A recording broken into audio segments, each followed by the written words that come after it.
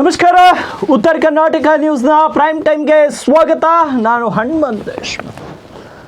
ವೀಕ್ಷಕರೇ, ಇವತ್ತಿನ ಪ್ರೈಮ್ ಟೈಮ್ನಲ್ಲಿ ಒಂದಷ್ಟು ಮಹತ್ವದ ವಿಷಯಗಳ ಕುರಿತು ಚರ್ಚೆಯನ್ನು ಮಾಡೋಣ. ಮೊದಲನೇದು, ವೈವಾಹಿಕ ಪ್ರಕರಣಗಳಲ್ಲಿ ಸಂಗಾತಿಯ ರಹಸ್ಯ ಕಾಲ್ ರೆಕಾರ್ಡನ್ನು ಸಾಕ್ಷ್ಯವಾಗಿ ಬಳಸಬಹುದು ಅಂತ ಸುಪ್ರೀಂ ಕೋರ್ಟ್ ಇವತ್ತು ಮಹತ್ವದ ಹೇಳಿಕೆಯನ್ನು ನೀಡಿರುವಂಥದ್ದು. ಇನ್ನು ಎರಡನೇದು, ಡ್ರಗ್ ಸಾಕಾಣಿಕೆ ಜಾಲದಲ್ಲಿ ಪ್ರಿಯಾಂಕ್ ಖರ್ಗೆ ಆಪ್ತ ಇವತ್ತು ಅರೆಸ್ಟ್ ಆಗಿರುವಂಥದ್ದು ಮುಂಬೈನಲ್ಲಿ. ಹಿನ್ನೆಲೆ ಕಾಂಗ್ರೆಸ್ ಕೂಡ ಎಚ್ಚೆತ್ತುಕೊಂಡು ಖಡಕ್ ನಿರ್ಧಾರವನ್ನು ತೆಗೆದುಕೊಂಡಿರುವಂಥದ್ದು.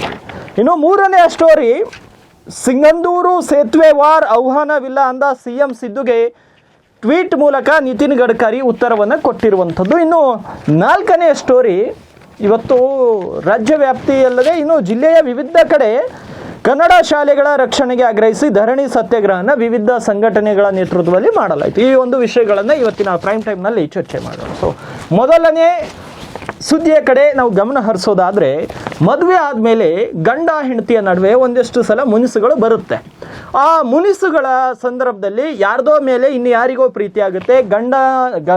ಗಂಡನಿಗೆ ಬೇರೆಯವರ ಹೆಂಡತಿ ಮೇಲೆ ಪ್ರೀತಿ ಆಗುತ್ತೆ, ಹೆಂಡತಿಗೆ ಬೇರೆಯವನ ಗಂಡನ ಮೇಲೆ ಪ್ರೀತಿ ಆಗುತ್ತೆ. ಹೀಗೆ ಆದಂಥ ಸಂದರ್ಭದಲ್ಲಿ ಅನುಮಾನಗಳು ಮೂಡುವುದು ಸಹಜ. ಅನುಮಾನಗಳು ಮೂಡಿದಂಥ ಸಂದರ್ಭದಲ್ಲಿ ಕೆಲವೊಬ್ಬರು ಕಾಲ್ ರೆಕಾರ್ಡಿಂಗನ್ನು ಆನ್ ಮಾಡಿರ್ತಾರೆ, ಇನ್ನು ಕೆಲವೊಬ್ಬರು ವಾಟ್ಸಪ್ನ ಬೇರೆ ಕಡೆ ಲಿಂಕ್ ಮಾಡಿರ್ತಾರೆ. ಆ ಒಂದು ಸಂದರ್ಭದಲ್ಲಿ ಸಂಶಯ ಇರುತ್ತೆ, ಅವ್ರು ನಿಜವಾಗಿಯೂ ಮಾಡಿರ್ತಾರೆ. ಅಂಥ ಸಂದರ್ಭದಲ್ಲಿ ದೂಷಿಯಾಗಿ ಯಾರನ್ನು ದೂಷಿಸಬೇಕು ಅನ್ನೋ ಕೆಲವೊಂದಿಷ್ಟು ಅನುಮಾನಗಳು ಇರ್ತಿದ್ವು. ಆದರೆ ಪತ್ನಿಯ ಅರಿವಿಗೆ ಬಾರದಂತೆ ಆಕೆಯ ದೂರವಾಣಿ ಸಂಭಾಷಣೆಯನ್ನು ರೆಕಾರ್ಡ್ ಮಾಡುವುದು ಆಕೆಯ ಗೌಪ್ಯತೆಯ ಮೂಲಭೂತ ಹಕ್ಕಿನ ಸ್ಪಷ್ಟ ಉಲ್ಲಂಘನೆ ಮತ್ತು ಕುಟುಂಬ ನ್ಯಾಯಾಲಯದ ಮುಂದೆ ಅದನ್ನು ಸಾಕ್ಷ್ಯವಾಗಿ ಒಪ್ಪಿಕೊಳ್ಳುವುದಿಲ್ಲ ಅಂತ ತೀರ್ಪು ನೀಡಿದ ಪಂಜಾಬ್ ಮತ್ತು ಹರಿಯಾಣ ಹೈಕೋರ್ಟ್ನ ತೀರ್ಪನ್ನು ಸುಪ್ರೀಂ ಕೋರ್ಟ್ ಇವತ್ತು ತಳ್ಳಿ ಹಾಕಿದೆ. ನ್ಯಾಯಮೂರ್ತಿ BV ನಾಗರತ್ನ ಮತ್ತು ನ್ಯಾಯಮೂರ್ತಿ ಸತೀಶ್ ಚಂದ್ರ ಶರ್ಮಾ ಅವರಿದ್ದ ಪೀಠವು ಸಂಗಾತಿಯ ರಹಸ್ಯವಾಗಿ ರೆಕಾರ್ಡ್ ಮಾಡಿದ ದೂರವಾಣಿ ಸಂಭಾಷಣೆಯನ್ನು ವೈವಾಹಿಕ ವಿಚಾರಣೆಯಲ್ಲಿ ಸಾಕ್ಷಿಯಾಗಿ ಒಪ್ಪಿಕೊಳ್ಳಬಹುದು ಅಂತ ತೀರ್ಪನ್ನು ನೀಡಿದೆ. ಭಾರತೀಯ ಸಾಕ್ಷ್ಯ ಕಾಯ್ದೆ 122 ಸಂಗಾತಿ ನಡುವಿನ ಕಾನೂನು ಪ್ರಕ್ರಿಯೆಗಳು ಅಥವಾ ಒಬ್ಬರ ವಿರುದ್ಧ ಇನ್ನೊಬ್ಬರ ವಿರುದ್ಧ ಅಪರಾಧಕ್ಕಾಗಿ ವಿಚಾರಣೆ ನಡೆಸಲಾಗುತ್ತಿರುವ ಸಂದರ್ಭದಲ್ಲಿ ಹೊರತುಪಡಿಸಿ ಒಪ್ಪಿಗೆ ಇಲ್ಲದ ವೈವಾಹಿಕ ಸಂವಹನಗಳನ್ನು ರೆಕಾರ್ಡ್ ಮಾಡುವುದು ಅಥವಾ ಬಹಿರಂಗಪಡಿಸುವುದು ಕಾನೂನು ನಿಷೇಧಿಸಿತ್ತು. ಆದರೆ ಸಂವಿಧಾನದ 21ನೇ ವಿಧಿಯ ಒಂದು ಅಂಶವಾಗಿರುವ ನ್ಯಾಯಯುತ ವಿಚಾರಣೆಯ ಹಕ್ಕಿನಡಿಯಲ್ಲಿ ಸೆಕ್ಷನ್ 122ರ ಅಡಿಯಲ್ಲಿ ವಿನಾಯಿತಿಯನ್ನು ಅರ್ಥೈಸಿಕೊಳ್ಳಬಹುದು ಅಂತ ನ್ಯಾಯಾಲಯ ಹೇಳಿರುವಂಥದ್ದು.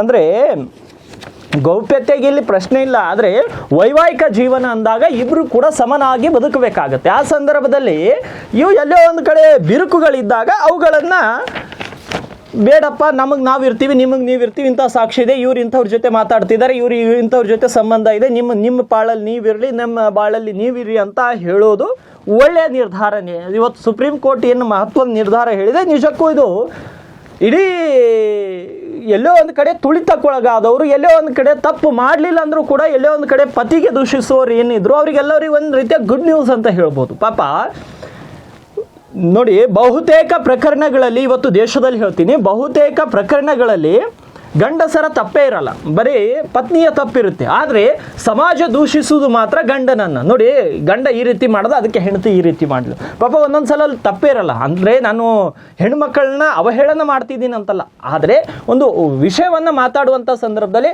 ಪತಿಯ ತಪ್ಪನ್ನು ಈ ಸಮಾಜದಲ್ಲಿ ದೂಷಿಸಿ ತೋರಿಸಲಾಗತ್ತೆ. ಕೆಲವೊಂದು ಸಲ ಆತ ರೆಕಾರ್ಡ್ ಮಾಡ್ಕೊಂಡು ಇಟ್ಟಿರ್ತಾನೆ ಇವಳು ಬೇರೆಯವರ ಜೊತೆ ಮಾತನಾಡುವುದನ್ನು, ಆದರೂ ಕೂಡ ಜನರ ಒಪ್ಪಿಗೆಯನ್ನು ಇದು ಮಾಡಲ್ಲ. ಆದರೆ ಈಗ ಸುಪ್ರೀಂ ಕೋರ್ಟ್ ಹೇಳಿರೋ ಪ್ರಕಾರ ವೈವಾಹಿಕ ಪ್ರಕರಣಗಳಲ್ಲಿ ಅವ್ರು ಮಾಡಿಟ್ಟಂಥ ರೆಕಾರ್ಡ್ಗಳನ್ನು ಸಾಕ್ಷಿ ಅಂತ ತೋರಿಸ್ಬೋದು ಅಂತ ಮಹತ್ವದ ತೀರ್ಪನ್ನು ಕೊಟ್ಟಿದೆ. ಇದರಿಂದ ನೈಜವಾಗಿ ಯಾವ ಪತಿ ಅನ್ಯಾಯಕ್ಕೊಳಗಾಗ್ತಾ ಇದ್ದಾನೋ ಅವನಿಗೆ ನಿಜವಾಗ್ಲಿ ಕೂಡ ಈ ಒಂದು ತೀರ್ಪು ಸಹಕಾರಿ ಆಗಲಿದೆ. ಕೆಲವೊಂದಿಷ್ಟು ಪ್ರಕರಣಗಳಲ್ಲಿ ಪತ್ನಿಯರಿಗೂ ಕೂಡ ಟಾರ್ಚರ್ ಇರುತ್ತೆ, ಕಿರುಕುಳ ಇರುತ್ತೆ ಪತಿಯಿಂದ. ಅಂಥ ಸಂದರ್ಭದಲ್ಲಿ ಕೂಡ ಇದು ಕೂಡ ಹೆಲ್ಪ್ ಆಗುತ್ತೆ.